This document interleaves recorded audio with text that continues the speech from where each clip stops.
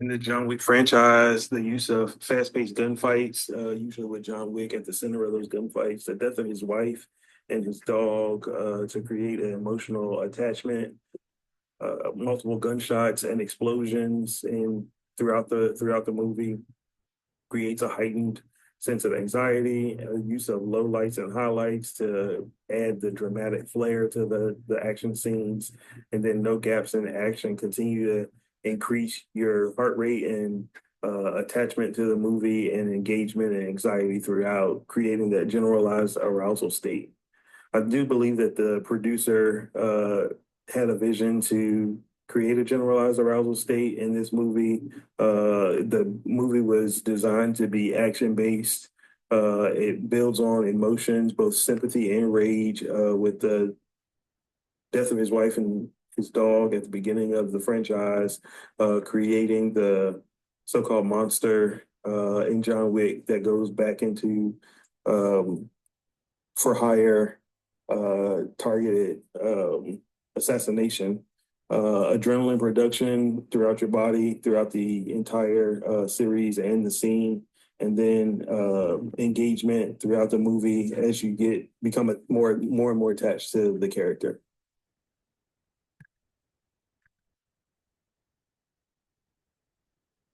So the fight or flight response, I think that is a good depiction from the first Annabelle movie. Sudden noises in this clip help create that fight or flight response, the chills that come over your body, the creaking and the slamming of the door for dramatic effect, the long silences that the character displays as they move about the room, and the doll continues to open up the door. The use of dark scenes creates that darkness that the producer was after, to because you can't see all of what's happening. It creates more of that flight response of I need to get out of the area and get to safety, and then the isolation of the characters also creates that fight or flight response because your body naturally just tends to want to survive. I do believe that the producer's vision was to create this response in the audience because their use of the slower build up for each scene, jump scares throughout, the cinematic musical effects that the producer and team used throughout the movie to evoke those emotions, and the constant chills again, like I mentioned, and the increased heart rate that the movie produces as each scene kind of builds up to the next scene.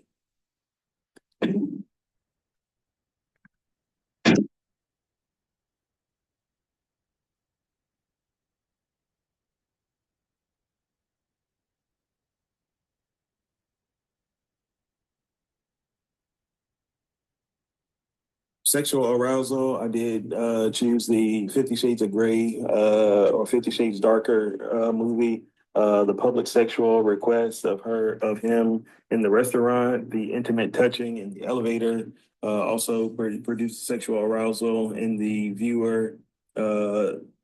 the imagination, I think, with the authors or the producers' use of lighting effects, it just kind of leaves just enough to the imagination to produce the sexual arousal in the viewer, the element of sexual control throughout, and then the breathing and the eye contact in this particular scene in the elevator. The producer's vision, I do believe, was to create the sexual arousal. Of course, the books that the series was used to produce the movie off of had a general erotic um, overtone throughout the books, and that's what the appeal was when the 50 Shades franchise started. I think the romantic date in the restaurant also produces this sexual arousal in the viewer, the dominance and control factor that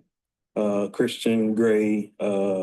utilizes, public intimate risk in the elevator, and then the lighting and the way that the producer uses lighting to leave enough out so your imagination kind of takes control and you figure out the rest.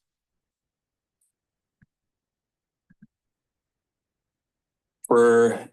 the excitation transfer, I think Top Gun Maverick was a good depiction of this. With the this particular scene is him in the mission where the aerial combat is highly intense. There's lots of missiles exploding. The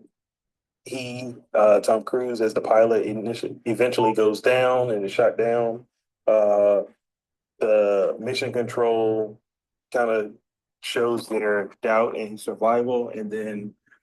later on, the next scene is their pursuit of survival behind enemy lines. I think the producer did also envision that this would be the state that the viewer kind of connected through the shock of the pilot being shot down and the intensity of the scene overall, the consistent fast-paced movement of the scene and the camera moving around and about the scene,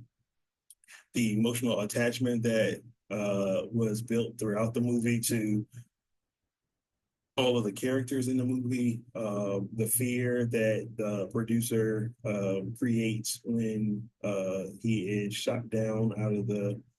the scene, and then the camaraderie of his teammate coming after to help him survive behind enemy lines, and then the excitement overall when the scene kind of concludes and they make it out of the enemy from behind enemy lines safely.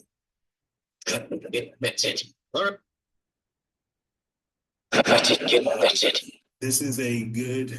depiction from the Inglorious Bastards of psychological desensitization, where the violent scenes just continue to stack up one after another. There's a lot of lack of emotions in this scene, the expectations of death, the shock that you feel from scalping and snap executions throughout the movie, and the moral actions that don't uh, align with the morality of most individuals. I think the producer did envision that this would be the outcome for the viewer through the repetition of the continuous violent scenes that are throughout the movie, the intense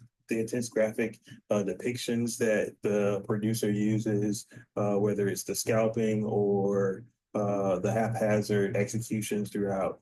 the emotional attachment that or the emotional detachment from the characters. So they create this sense of detachment from characters where you don't necessarily feel like they have to survive throughout to the end of the movie, like many movies do.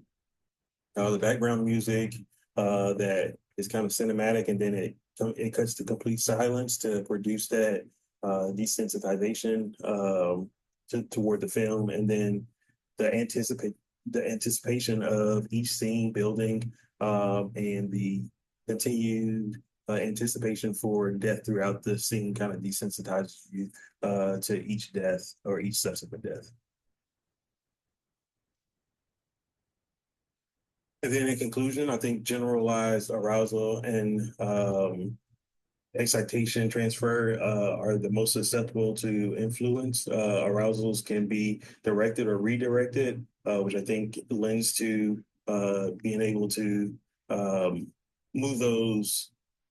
arousals to the next event. The brain can also be auto redirected towards other stimuli and heightened states. And then it carries over to new stimuli into new stimuli unconsciously. Examples I think are, or the first example that I could come up with is heavy traffic causing heightened awareness and anxiety. And then suddenly someone